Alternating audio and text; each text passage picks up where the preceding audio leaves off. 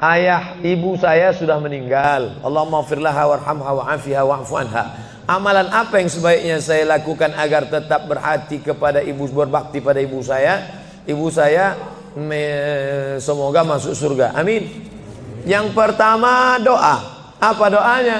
Rabbil firli wali walidayya warhamhuma kama rabbayani saghira. Allahumma firlaha warhamha wa'afiha wa'fu anha. Ya, enggak bisa bahasa Arab Pak Ustaz, bahasa Indonesia. Ya Allah, jauhkan emakku dari neraka jahanam, berikan dia kebaikan, jadikan kuburnya salah satu dari taman surgamu, jangan jadikan kuburnya salah satu lubang nerakamu, berikan dia ketenangan ya Allah, ampunkan segala silap salah dosanya ya Allah. Yang pertama. Yang kedua, baca Quran. Wa in khatimul Quran, yang paling afdal dibaca khatam Quran, satu khatam. Untuk almarhumah emakku, aku hadiahkan pahala bacaan Quran sekhatam. Kalau tidak bisa satu khatam, bacakan Yasin, hatinya Quran. Kalau tidak baca Yasin, jurus terakhir Ummul Quran Al-Fatihah. Al-Fatihah pun tak bisa, mati aja lah. Yang ketiga, sedekah. Saat sayang betul dengan emaknya, lalu emaknya meninggal dunia, dia datang melapor kepada Nabi, ya Rasulullah, ummi matat, emakku sudah meninggal dunia, apa atasaddaqu anha, kalau aku bersedekah, apakah sedekahnya sampai ke almarhumah emakku? Kata Nabi, tasaddaq, bersedekahlah. Ayu sadaqatu afdal, apa sedekah yang paling afdal? Kata Nabi, saqyul ma', memberi air minum. Yang paling afdal adalah memberi air minum, karena di jazirah Arab susah membuat sumur bor, sedekah air minum. Tapi di Bekasi jangan lagi sedekah air, karena masjid kita sudah diapit 2 danau. Sampai-sampai nama masjid ini pun Masjid Al-Danau, Al-Kolam. Diapit 2 kolam. Nah, oleh sebab itu jangan lagi sedekah air. Sedekah apa? Sedekah AC, sedekah kipas angin, sedekah mikrofon, sedekah kamera, sedekah CCTV. Maka insya Allah mengalir pada almarhumah. Yang pertama doa, yang kedua baca Quran, yang ketiga sedekah, yang keempat kurban. Nanti mau hari raya kurban, ini 1 kambing untuk almarhumah emakku. Yang kelima haji. Kalau dia dulu belum haji, badal hajikan. Yang keenam puasa. Mana tahu dulu ada puasanya tinggal, kita laksanakan puasa. Man mata, siapa yang mati, wa alaihi siyamun, punya utang puasa, soma'an huwa liyuhu, maka ahli warisnya melaksanakan puasa untuknya. Bolehkah di sujud akhir kita berdoa dengan doa yang ada dalam Quran? Aqrabu ma yakunul abdu min rabbih wa huwa sajid. Seorang hamba paling dekat dengan Allah bukan di Makkah. Saya merasa dekat betul dengan Allah ketika di Ka'bah Pak Ustaz.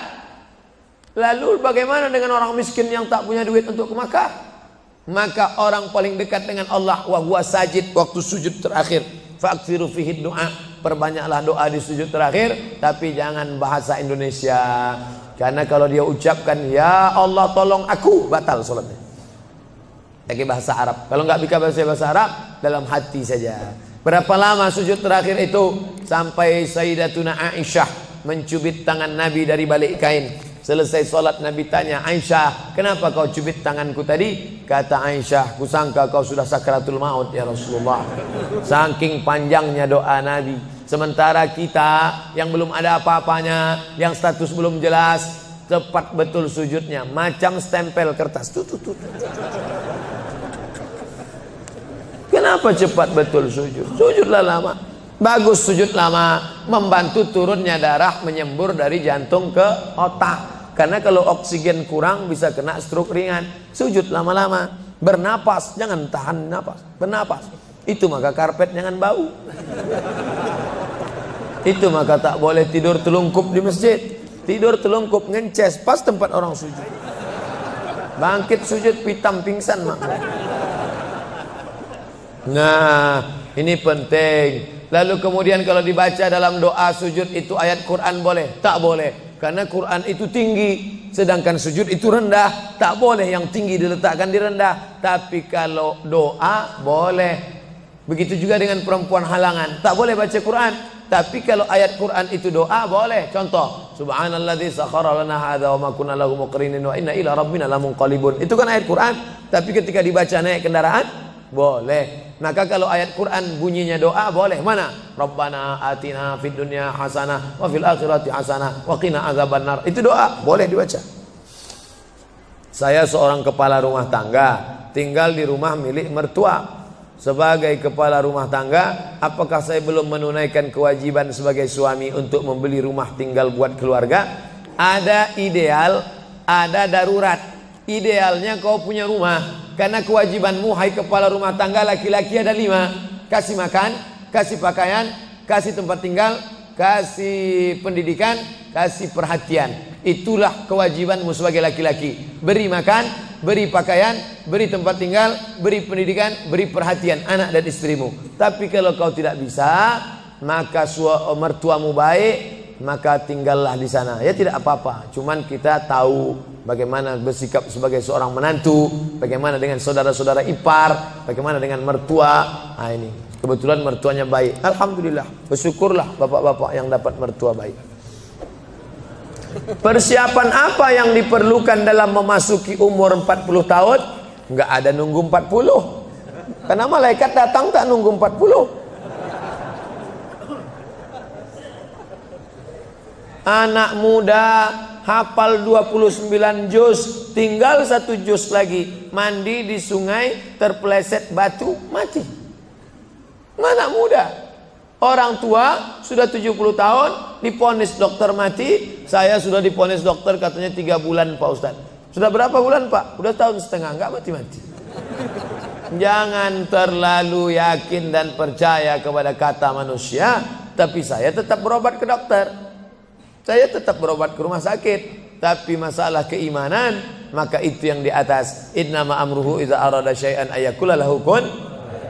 Kalau sudah berumur 40, hati tak juga terbuka, tak juga tobat, tak juga insaf, na'udzubillah, dikhawatirkan tertutup pintu hati. Musibah bukan sakit, musibah bukan miskin, musibah tertutup pintu hati. Khatamallahu ala qulubihim wa ala sam'ihim wa ala absarihim. Makin tua makin menjadi-jadi, tak salat, tak puasa, tak berzakat, akhirnya mati dalam keadaan sakau, mati dalam keadaan dilokalisasi. Sudah jelas umur 70 tahun tetap juga mau berzina, nafsu ada, tenaga tak ada, dimakan Viagra 1 botol. Sama macam kap 70 diisi minyak pesawat, meletup, bam. Bagaimana hukumnya kalau sedang sa'i baca Mars, Banser dan membacakan teks Pancasila yang videonya sekarang sedang viral? Ini memancing saya supaya orang bully saya aja. Saya dibully orang tuh biasa, tak masalah. Sebenarnya saya kasihan jamaah. Tolonglah Ustaz jangan kontroversial lagi, capek kami dibully ini. Nah, jamaah ini tak tahan, kasihan saya dengan jamaah. Jadi dalam masalah ini saya mengutip jawaban dari Kiai Nahdlatul Ulama yang sudah share membuat tulisan tentang beberapa terkait masalah membaca. Balik sajalah kepada zikir yang maksur yang diajarkan Nabi Muhammad sallallahu alaihi wasallam. Mau nanya Pak Ustaz, kita hidup untuk apa dan mati untuk siapa? Itulah yang sudah dibahas tadi.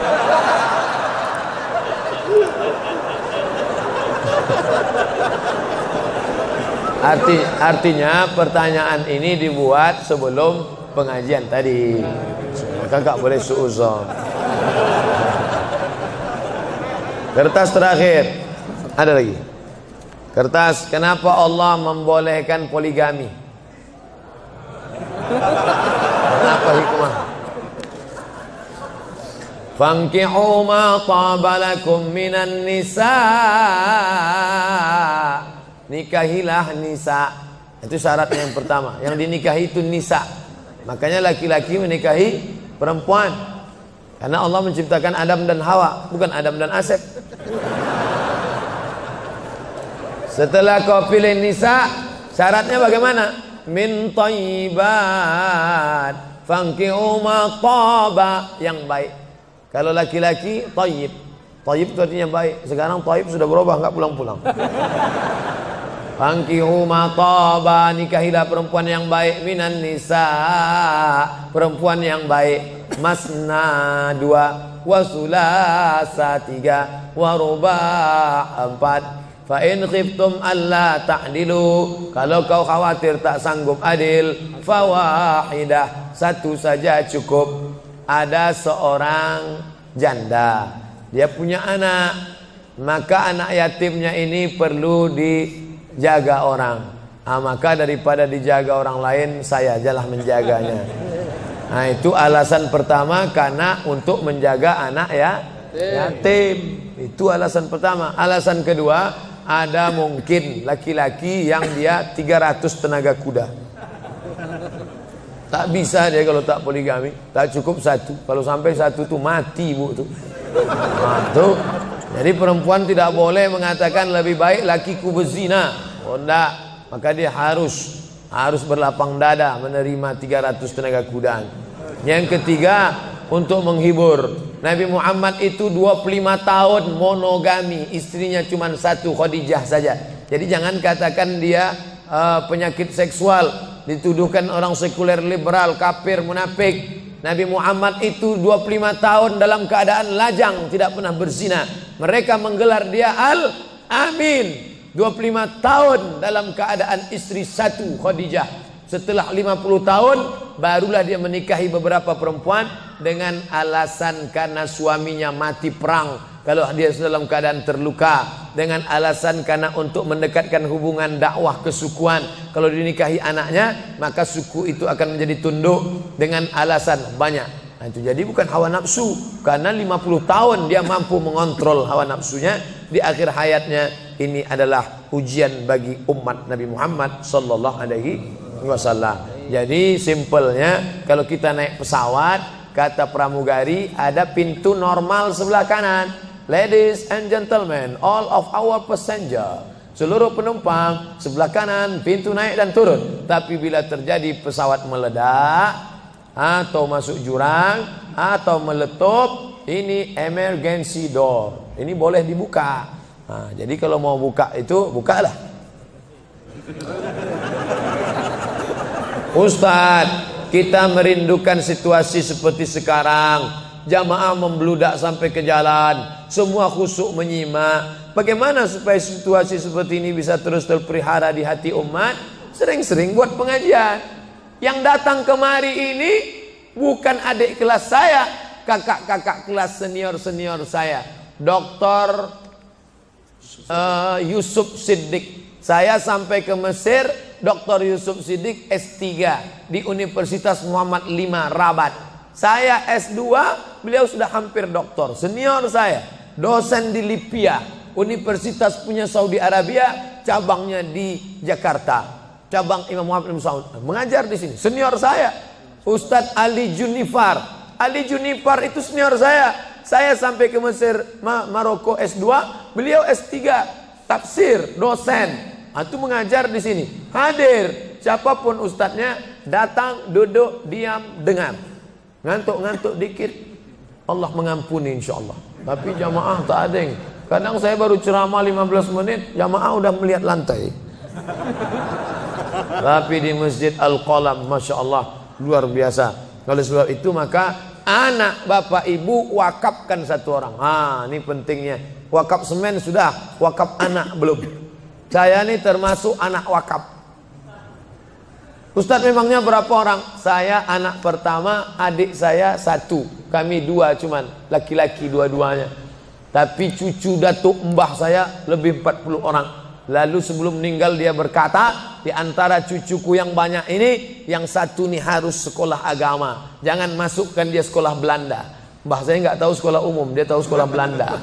Yang ini harus sekolah agama. Maka saya tak pernah sekolah umum, ibtidaiyah, sanawiyah, aliyah, ke Mesir. Yang ini jangan sekolah umum. Kalau umurku panjang, aku yang akan membiayai dia kemanapun sekolah. Tapi kalau aku mati, ini aku tinggalkan kebun kelapa 2 hektar untuk biaya sekolah dia. Ketika mbah saya meninggal, pokok kelapa itu pun mati.